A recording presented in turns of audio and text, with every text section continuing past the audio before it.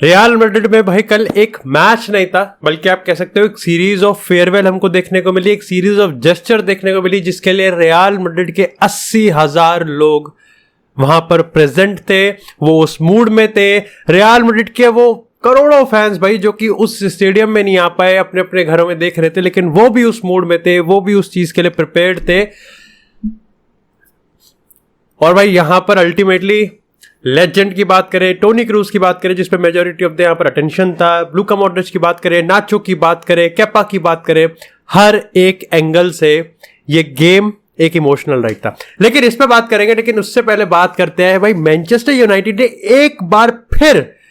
ये बता दिया है कि भाई वो मैनचेस्टर सिटी का एंटीटोड बन के सामने आ सकता है। तुम इमेजिन कर सकते हो मैनचेस्टर सिटी जो कि ट्रेबल को यहां पर चेस कर रही थी, जो कि कहीं ना कहीं इनएविटेबल करने की कोशिश कर रही थी, जो कि जिस चीज में वो पार्शियली सक्सेसफुल भी हुए, क्योंकि उन्होंने 4 प्रीमियर लीग टाइटल इन अ रो जीत के प्रीमियर लीग को फार्मर्स लीग बना दिया। और उसके कंपैरिजन में जब आप मैनचेस्टर यूनाइटेड को रखते हो तो क्या सामने आता है? वो टीम जो कि क्रिस्टल पैलेस से ठोकी, वो टीम जो कि आए दिन आए हफ्ते 4-0 5-0 से हार जाती, वो टीम जो कि कोलैप्स्ड हो चुकी है, वो टीम जिसमें मेंटालिटी नहीं है, वो टीम जो कि चैंपियंस लीग के ग्रुप स्टेज से बाहर हुई है लोएस्ट पॉइंट लेके, वो टीम जो कि अपने मैनेजर को सैक कर सकती है, वो टीम जो कि अपने काउंटर पार्ट शहर की ही दूसरी टीम से 10 गुना पीछे है, और उसने कल यहां पर उसको हरा दिया। ये एफए कप अपने आप में काफी ज्यादा पोएटिक है, क्योंकि जैसे मैंने बताया था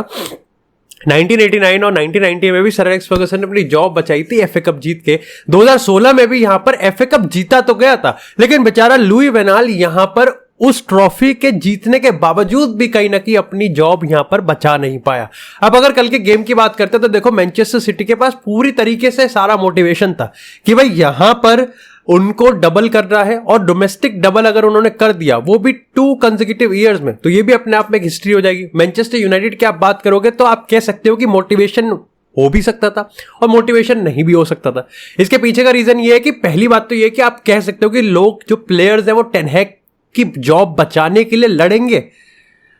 जिस पर काफी डाउट खड़े हो सकते हैं गिवन द फैक्ट यूनाइटेड का ड्रेसिंग रूम कितना टॉक्सिक हो सकता है।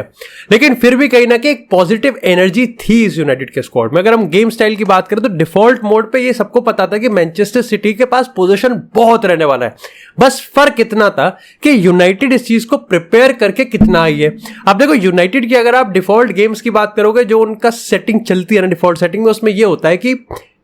बस भाग रहे होते हैं, बस तितर बितर हो रखे हैं। और टेन हैग ने कल चाहे बहुतों के हिसाब से एक अनअट्रैक्टिव प्ले ऑफ फुटबॉल दिखाया हो, बहुतों के हिसाब से फुटबॉल पे कलंक टाइप फुटबॉल दिखा दिया हो, लेकिन इतना इफेक्टिव था कि मैनचेस्टर सिटी 500 पास करने के बाद भी सिर्फ 1 शॉट ऑन टारगेट रखती है। उसके लगभग अगर मैच की बात करें तो लगभग यहां पर 800-900 पास करने के बाद भी, वो 17-18 शॉट्स मारने के बाद भी सिर्फ 5 शॉट्स ऑन टारगेट होते हैं। और इसमें से कितने बिग चांसेस थे, वो शायद से 1 या 2 होगा, जिसमें एक हालैंड का पोस्ट पे लगा था, और उसके अलावा यहां पर एक आधा शॉट और होगा। ये बताता है कि मैनचेस्टर यूनाइटेड ने 2 चीज बहुत सही तरीके से करी थी। पहली चीज थी कि यहां पर उन्होंने स्पेस नहीं दिया कि मैनचेस्टर सिटी काउंटर में उनको बिल्कुल रिझा दे, उनको बिल्कुल फैला दें, लपेट दे उनको। और दूसरी चीज थी कि बॉक्स डिफेंडिंग में उन्होंने हालैंड को एक बार फिर पॉकेट कर दिया। अब यहां मैनचेस्टर सिटी जितनी ज्यादा लीथल और ब्रूटल होती जा रही है फाइनल्स में, या फिर अपने हम रिसेंट सक्सेस की बात करें, हालैंड बेचारा अपने इस कर्ज को नहीं तोड़ पा रहा। 9 फाइनल सेमीफाइनल खेल चुका है, एक भी गोल और असिस्ट अभी तक नहीं आया है, और ये बड़ी दिक्कत की बात है, वैसे काफी दिक्कत की बात है। भाई तुम इस चीज को ऐसे सोचो कि हालैंड जो कि गोल्डन बूट जीतता रहता है, प्रीमियर लीग गोल्डन बूट की बात करें, उसके बाद यहां पर बैलन डोर था, पिछली बार उसने ट्रेबल जीता था, अगेन उसने 50-60 गोल मार दिए थे, लेकिन फाइनल्स और सेमीफाइनल्स में जब उसकी भागीदारी की बात आती है तो यहां पर भाई काफी ज्यादा पीछे है, सिटी में शायद से सबसे पीछे है। बट अगर यहां पर आप अगर मैनचेस्टर यूनाइटेड के इन पोजीशन स्टाइल की बात करोगे तो देखो उनका बहुत सिंपल सा था, उनको यहां पर पासिंग तो करनी थी, लेकिन उनको पासिंग यहां पर मीनिंगफुल पासिंग करनी थी, उनको बॉल घुमानी नहीं थी। जैसे मैनचेस्टर सिटी का क्या होता है कि वो डोमिनेट करते, कंट्रोल करते हैं, और वो सारी की सारी एनर्जी चूस लेते हैं ऑपोजिशन में से कि प्रेस अगर इनमें बचा हुआ है ना वो भी निकाल लो। मैनचेस्टर यूनाइटेड का फंडा बिल्कुल सिंपल था, हम 1 पास करेंगे, 2 पास करेंगे, 3 पास करेंगे, 4 पास करेंगे। ये इस पर डिपेंड नहीं करेगा कि मैनचेस्टर यूनाइटेड को बॉल कितनी घुमानी, बल्कि इस पर डिपेंड करेगा कि गार्नाचो और राशवर्ड पे मोमेंट कब बन रहा है। अब अगर दूसरे पास पे हम यहाँ पर दोनों में से किसी एक को मैनचेस्टर सिटी की हाई डिफेंस लाइन के पीछे बॉल निकाल सकते हैं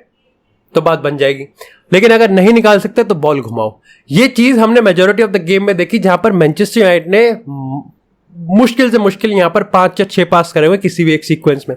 एक जो बहुत ही अच्छी चीज यहाँ पर ये हुई कि डिस्पाइट कासिमिरो नहीं खेल रहा था लेकिन आमराबाद खेल रहा था, और आमराबाद की परफॉर्मेंस कैसी आई है यूनाइटेड के सीजन में ये सबको पता है। लेकिन ये भी एक चीज कंफर्म है कि जब आप अपने सेंट्रल एरिया में स्पेस कम कर देते हो तो यहां पर आपके प्लेयर ये लाजमी है कि वो यहां पर बढ़िया खेलते हैं, और आमराबाद ने इस चीज को करके दिखाया कि उसके पास एथलेटिसिज्म नहीं है, उसके पास वो एजिलिटी नहीं है, बट उसके पास वो डिफेंसिव अवेयरनेस, उसके पास वो टैकल की, उसके पास वो पूरी तरीके से आईक्यू है, और उसने उस चीज का प्रॉपर दिखाया। ओनाना ने देखो गलती तो करी, लेकिन फिर भी आप कह सकते हो कि यहां पर ओनाना का गेम बहुत ज्यादा बढ़िया आया। मार्कस रैशफोर्ड की भी तारीफ करने की, यहां पर जो उसने डिफेंसिव वर्क रेट दिखाया वो भी बेहतरीन था। लेकिन अगर बिगर पिक्चर की बात करें, अगर मैनचेस्टर सिटी की बात करें कि अब देखो, तुम में से काफी सारे लोग कहोगे कि लाइक उन्होंने चांसेस अपने बरी नहीं किए, जो कि बहुत हद तक सही भी है, लेकिन मेरे को लगता है कि यहां पर जिस तरीके से मैनचेस्टर यूनाइटेड ने फील्ड की थी अपनी टीम, वो भी बहुत ज्यादा इफेक्टिव था मैनचेस्टर सिटी को नल एंड वॉइड करने के लिए। केविन डे ब्रुयने अपने आप को उस पोजीशन में पा ही नहीं रहा, आ ही नहीं पा रहा था कि वहां पर वो चांसेस या फिर कुछ चेंज क्रिएट कर सके। हालैंड सही में पॉकेट था भाई, वरान और लीचा का जिस तरीके से बॉक्स डिफेंडिंग थी, कोई जवाब नहीं था यहां पर हालैंड के पास। आप ये भी कह सकते हो कि क्वालिटी ऑफ चांसेस जो कि हालैंड के लिए क्रिएट हो रहे थे वो भी खराब थे, लेकिन एट टाइम्स यहां पर क्वालिटी ऑफ चांसेस अच्छे क्रिएट करने के बाद भी जो फिनिशिंग थी वो खराब थी। लेकिन अब सवाल यही आता है कि एफए कप 2 सीजन में 3 फाइनल और 2 ट्रॉफीज जितवा दी यहां पर, जो कि कोई भी नहीं कर पाया यहां पर। जोसे मोरिन्यो ट्रॉफी जितवाई थी, टेन हैग 2 सीजन में 2 बार आ गया, और देखो उसने अपने प्रेस कॉन्फ्रेंस पोस्ट इंटरव्यू में ये कहा है कि अगर ये मेरे को निकाल देते हैं तो मैं कहीं और चला जाऊंगा और कहीं और ट्रॉफी जीत के आ सकता हूं, क्योंकि मैंने अपनी लाइफ में यही किया है। देखो बहुत कॉकी है और बहुत अकड़ू वाला स्टेटमेंट लगता है, लेकिन वो बोल सकता है। उसने वो मैंने जैसे कह रहा हूं ना कि हाँ, कोई एक गेम किसी मैनेजर की जॉब नहीं बचा सकता, लेकिन एक ट्रॉफी तो बचा सकती है एक गेम में, और उस गेम में जिसपे ट्रॉफी स्टेक पे होती है ना, बड़ा फर्क होता है। और कल का ऐसा ही है, यहां पे मेरे को पता है काफी सारे लोग इंक्लूडिंग मी शायद से ये सोच रहे थे कि हाँ एक गेम यहां पर नहीं डिसाइड करना चाहिए, लेकिन जब आप इसको ऐसे सोचते हैं ना कि एक game with trophy, FA cup यहां पर जिता दिया है मैनचेस्टर यूनाइटेड को 2 सीजन में 3 फाइनल 2 ट्रॉफीज, और अगर आपका मैनेजर ये कह रहा है पूरे सीजन कि उसके पास उसके प्लेयर्स अवेलेबल नहीं है, हाँ उसने बहुत घटिया फुटबॉल खिलाया है, उसने बहुत घटिया क्रैक्स यहां पर दिखाए हैं, और उस चीज का ब्लेम भी उसने बहुत कम लिया है, लेकिन इसके बावजूद भी कहीं ना कहीं वो एक सीजन डिजर्व करता है जिससे दूध का दूध और पानी का पानी भी हो जाए। क्योंकि अब वो यूरोपा भी खेलने वाला है, अब वो एफए कप भी खेलेगा, अब वो कारबाओ कप भी खेलेगा, और अब वो प्रीमियर लीग में भी देखेगा, तो दूध का दूध और पानी का पानी भी हो जाएगा कि भाई तीसरे सीजन में टेन हैग यहां पर किस तरीके से काम करता है, और यहां पर सैक करना बनता रही है। इसी के साथ अगर बात करें रियल मैड्रिड के इस इमोशनल लास्ट गेम में, so real Madrid versus real Betis, दोनों पे स्टेक्स पे कुछ भी नहीं था, बट इट वाज स्पेशल इतने सारे तरीकों से जो उसे एक्सप्रेस भी नहीं कर सकते। टोनी क्रूज की बात करें, उसका लास्ट गेम था, और भाई ऐसा होता है कि दिख रहा है सामने से कि वो कितना कोशिश कर रहा है अपने आप को कि वो अपना कैरेक्टर को ब्रेक ना कर दे, वो नहीं रोए, वो नहीं इमोशनल हुए, बट डाउन द रोड जिस तरीके से हर एक मोमेंट पे, हर एक गैप पे रियल मैड्रिड के प्लेयर्स उसको कंसोल कर रहे थे, रियल मैड्रिड के फैंस उसके लिए ग्रीट कर रहे थे, उसके लिए शाउट कर रहे थे, चैंट्स कर रहे थे, उसकी फैमिली वहां पर टच लाइन पे थी, ये सब ने मिला के एट लास्ट टोनी क्रूज को इमोशनल कर दिया, और सिर्फ क्रूज को नहीं बल्कि पूरे स्क्वाड को इमोशनल कर दिया, बल्कि पूरे फैन बेस को इमोशनल कर दिया। पता है टोनी क्रूज का ये मोमेंट और ये पूरा सिचुएशन और सीन हमेशा याद रहेगा, क्योंकि क्रिस्टियानो रोनाल्डो जो कि मेरा फेवरेट प्लेयर है, और शायद से मैं कह सकता हूं बायस भी हो सकता हूं कि मेरे लिए सबसे ज्यादा दुखदाई वही था, बट स्टिल टोनी क्रूज का अपने आप में स्पेशल है, बिकॉज वो रिटायर हो रहा है as a Real Madrid legend. ये बहुत बड़ी बात होती है भाई, मतलब टोनी क्रूज अपने पीक पर है, आप कह सकते हो वो अपने प्राइम को एक्सटेंड करने की कोशिश कर रहा है, बट फिर भी वो रियल मैड्रिड के लेजेंड के तौर पे ही रिटायर होना चाहता है, और इससे बड़ा रिस्पेक्ट, इससे बड़ा ग्रेटिट्यूड और जेस्चर कोई प्लेयर जो कि अपने करियर को ही सामने न्यौछावर करके चले जाए आपके क्लब के बैच के ऊपर नहीं हो सकता। बट टोनी क्रूज पे यहां पर मेजोरिटी ऑफ द अटेंशन था। टीबो कोर्ता जो कि खेला, बहुत अच्छे सेव करे उसने 2-3, और एक गलती भी करी थी, बट यहाँ पर तीबो कोर्तोआ ने वही एक बार फिर से इस चीज को बताने की कोशिश तो की है कि वो चैंपियन लीग फाइनल क्यों स्टार्ट करना डिजर्व करता है। हालांकि मैं स्टैटिस्टिकली कोर्तोआ की तरफ हूं, बट इमोशनली मैं अभी भी लुनिन की तरफ हूं। बट अगर यहां पर बात करें तो कोर्तोआ ने भी यहां पर एक रिक्वेस्ट करी थी कि भाई केपा को भी एक अच्छा जेस्चर मिलना चाहिए, एक अच्छा फेयरवेल मिलना चाहिए, जो कि उसको मिला। नाचो को भी एक स्टैंडिंग ओवेशन दी गई, इसी के साथ यहां पर मॉड्रिच को भी एक स्टैंडिंग ओवेशन दी गई, और यहां पर आप कह सकते हो केपा को भी एक अच्छा जेस्चर और एक अच्छा ग्रैटिट्यूड यहां पर शो किया गया। It was a game full of emotions. Last game था इस सीजन का सैंटियागो बर्नाब्यू पे, लास्ट गेम था टोनी क्रूज का सैंटियागो बर्नाब्यू पे। 10 साल की कहानी, फाइनली इट हैज एंडेड। अब अगर इसी के साथ बात करें यहां पर चेल्सी की, तो भाई चेल्सी इस समय बहुत मैनेजर्स पे नजरें दौड़ा रही है। चाहे डिजर्बी की बात करें,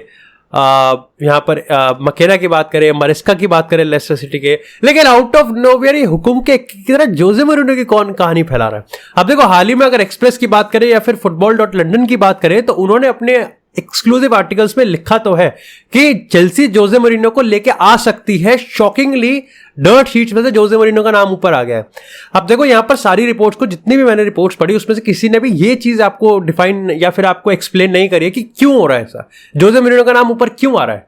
ठीक है, बस आ रहा है। तो यहीं पर ही आप पहले तो समझ जाओ कि this is a red flag. ये कहानी शायद से वॉलेटाइल हो सकती है। एक बार को फिर भी अगर कहानी में अंदर चलते हैं तो देखो, जोसे मोरिन्यो हाल ही में इस साल पहले रोमा ने उसको सैक किया था। इसके बाद से जोसे मोरिन्यो डेफिनेटली यहां पर एज अ फ्री एजेंट है, तो आपको पैसे नहीं पे करने। दूसरी चीज, जोसे मोरिन्यो और चेल्सी का अटूट रिश्ता भी है, एक इमोशनल रिटर्न भी हो सकता है। तो आप कह सकते हो कि कोई अगर थॉमस टुकल के इमोशनल रिटर्न से अगर कोई उसको एक्लिप्स कर सकता है तो वो जोसे मोरिन्यो का रिटर्न है।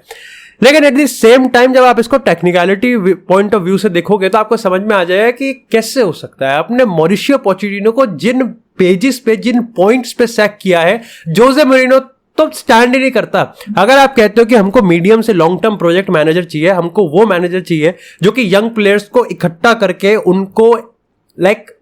एलिवेट करे, कॉम्प्लीमेंट करे, जोसे मोरिन्यो इनमें से कुछ भी नहीं करने वाला। जोसे मोरिन्यो सिंपल एक एंटीटोड है। जोसे मोरिन्यो सिंपल एक वैक्सीन है। आपको अगर ट्रॉफी चाहिए तो वो यहां पर आपको ट्रॉफी लाके दे देगा, जिसमें हाल पिछले अगर कुछ साल उसकी बात करें तो वो भी डिबेटेबल है।